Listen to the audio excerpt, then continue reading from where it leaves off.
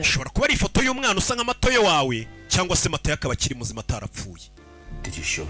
Iyi foto yeretse se uwahoze ari umugore wanjye Cherry.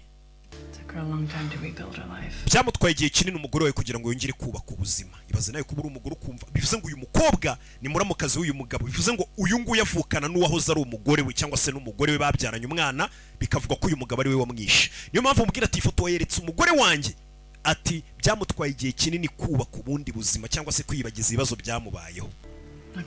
Ntabwo rero ndi kuhita mwereka ifoto ngo umwana wawe ashobora kuba ari muzima ntanazi nimba ari byo.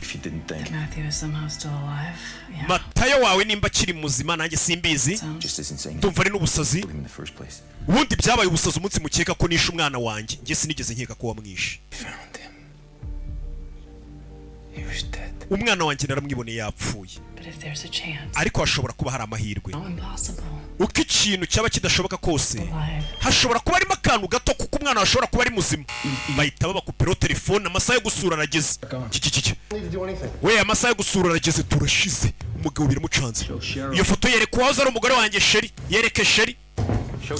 Yereke Cherry we, yereke Cherry. Nyagasani, umugabo amaze imyaka 5 afungiye kwica umwana we, none baje bamwereka ngo umwana ashobora kuba akiri muzima. Bisobanuye iki? Mama we, bayise gute? I will find you. Niko Gaseri tutangiye kumugaragara, ni episode ya mbere. I will find you.